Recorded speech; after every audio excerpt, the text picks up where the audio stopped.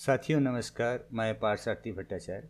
साथियों, आज हम जियोजेब्रा सॉफ्टवेयर के माध्यम से ये जानेंगे कि किसी वर्ग समीकरण का मूल कैसे ज्ञात करते हैं जियोजेब्रा में, या कोई द्विघातीय बहुपद है उसका शून्य कैसे ज्ञात करते हैं।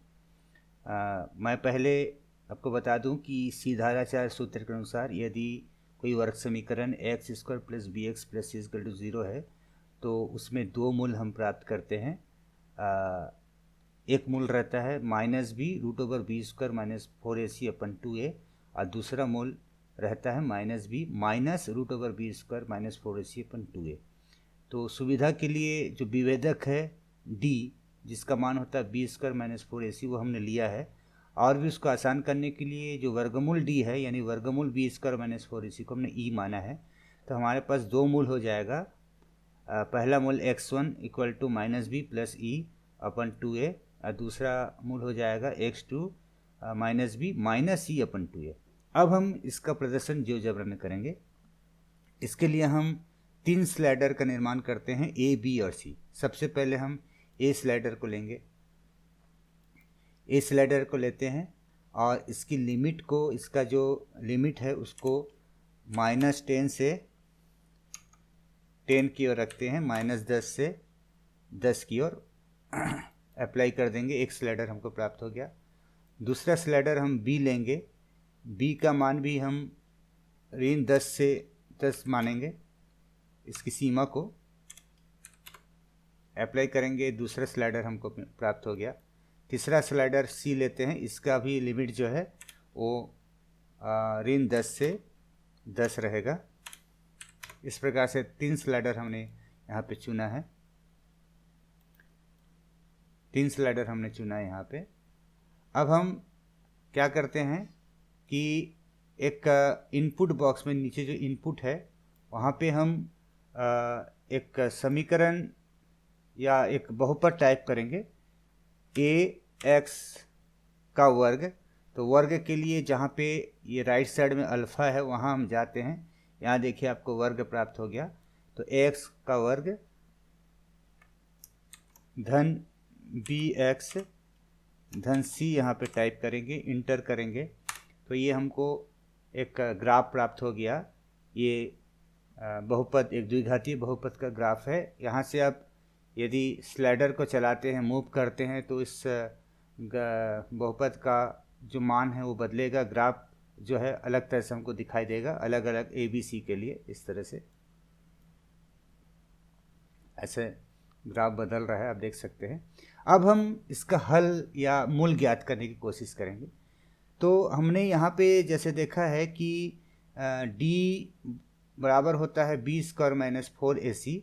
तो इनपुट में फिर से हम लिखेंगे capital D equal to b²। तो स्क्वायर के लिए दो तरीका है। आप शिफ्ट दबा के, जहाँ आपके कीबोर्ड में 6 है उसको भी दबा सकते हैं, जहाँ पे 6 लिखा हुआ है 6 शिफ्ट के साथ, या उसके बाद आप 2 लिखिए तो वो b का वर्ग हो जाएगा। या जहाँ पे अल्फ़ा है वहाँ से भी हम वर्ग का चयन कर सकते हैं, b² - 4ac।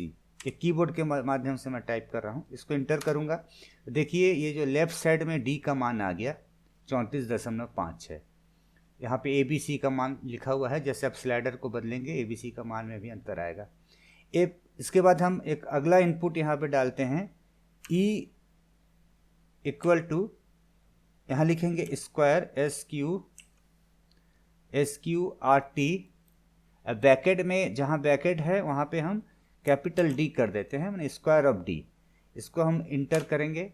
देखिए यहाँ पे E का मान 5.88 हो गया। E माने होता है वर्गमूल D या वर्गमूल b² - 4ac, क्योंकि D का मान हमने माना है b² - 4ac। ये मान हो गया। अब हमको दो मूल x1 और x2 चाहिए, जिसको हम सामान्यतः बुक में अल्फ़ा और बीटा भी लिखा रहता है। हमने यहाँ पे दो मूल x1 और x2 माना है। तो x1 यहाँ पे हम इनपुट में टाइप करेंगे x1। 1 को हमको x के नीचे ले जाना है, उसके लिए हम अंडरस्कोर का यूज़ करते हैं। _1 इक्वल टू, ब्रैकेट डालेंगे इसमें, ब्रैकेट -b प्लस ई और ब्रैकेट बंद अपन 2a, ब्रैकेट को क्लोज करके अपन 2a, क्योंकि यहाँ जो मान है जैसे आप देख सकते हैं x1 equal to minus B plus E upon 2a है, तो हमने x1 जो वैल्यू लिया है x1 x_1 हमने उसको टाइप किया equal to minus B plus E और अपन 2a। अब इंटर कर देंगे, माफ़ करेंगे यहाँ पे 2a के बदले 2q लिखा गया है, वो 2a होगा, सॉरी। तो ये इंटर करने पर x1 का मान यहाँ 3.96 आ गया। दोबारा हम x2 यहाँ इनपुट में डालते हैं, x_2 जिसका अर्थ होता है x2 इक्वल टू, फिर ब्रैकेट यूज़ करेंगे माइनस b, अब माइनस ई लेना है क्योंकि x2 का मान है minus B minus E upon 2a, minus B minus E bracket के बाहर ब्रैकेट बंद करके हम अपन 2a करते हैं। सब कीबोर्ड के माध्यम से, कीबोर्ड में सारा चीज़ उपलब्ध है, वहाँ से आप कर सकते हैं। इंटर करूँगा तो x2 का मान यहाँ पे -4.8 आया, -4.86 आया। तो इस तरह से हम वर्ग समीकरण का मूल यहाँ पे देख सकते हैं। अब मैं इसमें स्लाइडर को बदलता हूँ और बदल के ये बता रहा हूँ आपको कि जैसे बहुत प्रसिद्ध एक बहुपद या वर्ग समीकरण होता है, बहुपद होता है x का वर्ग धन 5x धन 6 x² plus 5x plus c।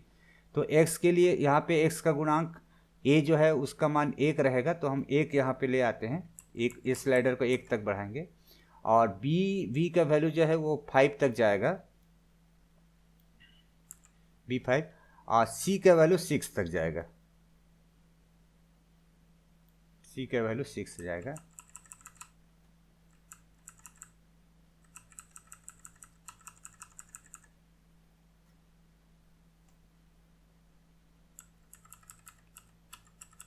सी का वैल्यू 6 यहाँ पे दिख रहा है आपको, लेफ्ट साइड में आप देख सकते हैं सी का वैल्यू 6 होती। अब हम चाहते हैं कि ये जो समीकरण है ये स्क्रीन पर भी आए, ग्राफिकल पार्ट में आए, तो इसके लिए हम यहाँ पे टेक्स्ट टूल का यूज़ करेंगे। और टेक्स्ट टूल में हम पहले यहाँ पे ऑब्जेक्ट ए चूज़ करते हैं, ए, उसके बाद x का वर्ग, तो x के वर्ग के लिए सिंबल में यहाँ x वर्ग प्लस, फिर हम ऑब्जेक्ट में जाके फिर b का चयन करते हैं, bx प्लस c के लिए फिर हम यहाँ c का चयन करेंगे, इस तरह से इसको ओके कर देंगे। तो ये देखिए यहाँ आपका ये जो समीकरण है वो स्क्रीन पे दिखने लगा है, स्क्रीन पे दिखने लगा है 1x² प्लस 5x प्लस 6। और इसके जो दो मूल होते हैं वो मूल है, एक का वैल्यू होता है -2 और दूसरे का वैल्यू होता है -3। इस तरह से हम किसी भी वर्ग समीकरण या द्विघाती बहुपद का शून्यक या वर्ग समीकरण का मूल यहाँ पे हम देख सकते हैं, जियोजेब्रा के माध्यम से बच्चों को बता सकते हैं। तो साथियों, एक छोटा सा प्रयास था जिसमें मैंने वर्ग समीकरण का मूल ज्ञात करने की विधि आपको बताई, या कोई द्विघाती बहुपद है उसका शून्यक कैसे ज्ञात करते हैं इसको बताया। बहुत बहुत धन्यवाद।